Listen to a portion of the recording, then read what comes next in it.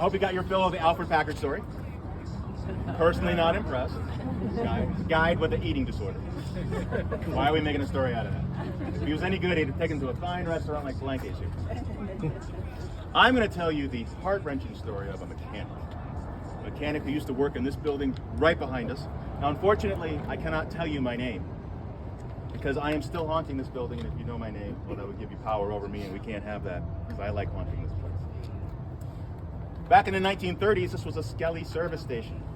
I have here a picture that I will pass around of a typical Skelly service station. Not this Skelly service station. But this Skelly service station did have the trademark diamond window at the peak, which had a Skelly logo inside of it. I was the head mechanic here at Skelly's. You could tell me from the other mechanics because I had the knee pads. Because I was always under cars.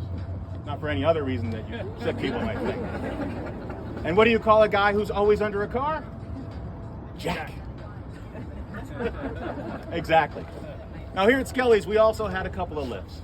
Lifts were definitely better than the Jacks, but they did have their ups and downs. I loved being a mechanic. As a mechanic, you have the power to fix people's cars, which is pretty awesome. You also learn things. I'm going to share a life hack with you people. If you learn nothing tonight, learn this. Never take jumper cables to a fancy dinner party. You know they're going to start something. Question for the audience. What do you get when you cross a bridge with an automobile?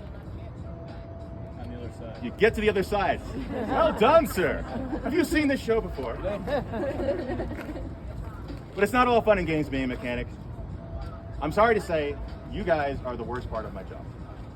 When you come in with your car troubles and you say, "Can I get this fixed tonight?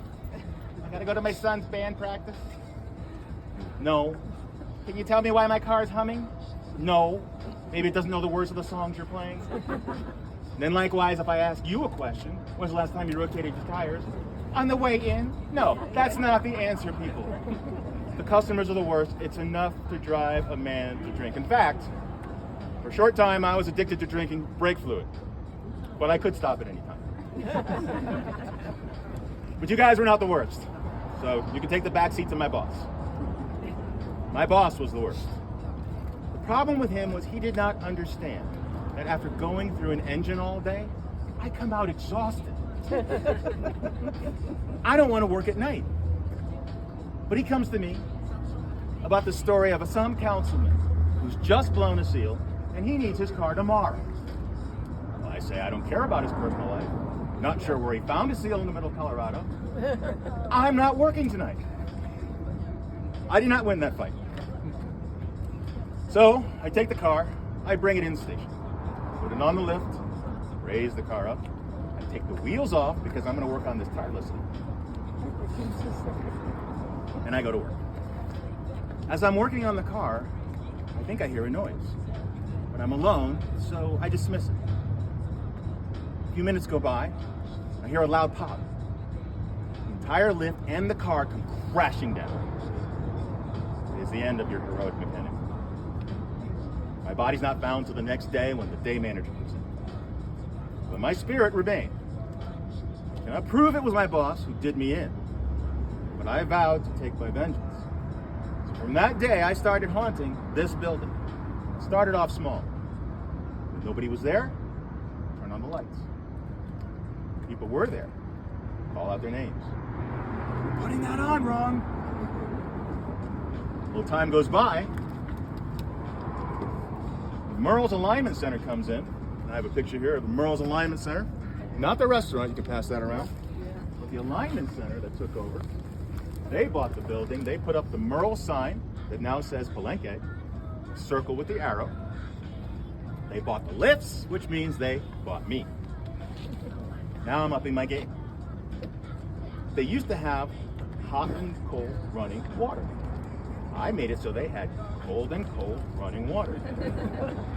I brought a couple of people in to try to fix it, but no, I won that one. In 2008, a couple of entrepreneurs came to downtown Littleton, decided they want to open a restaurant here at the Merle site. They buy the building, add on what you see here in the front, They keep the Merle sign. They keep the lifts. They keep me. With the new franchise, I have new toys to play with. Now we've got refrigerators. Now refrigerators are suddenly not working. For some of you, that's an everyday occurrence, but for Merle's, that was not good. They tried to fix that, to no avail.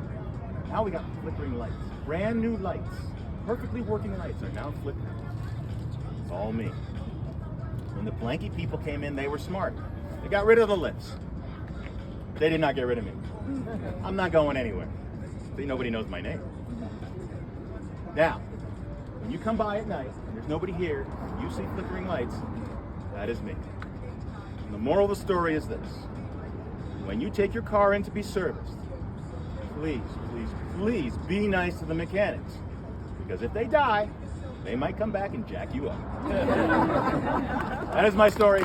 Thank you for listening.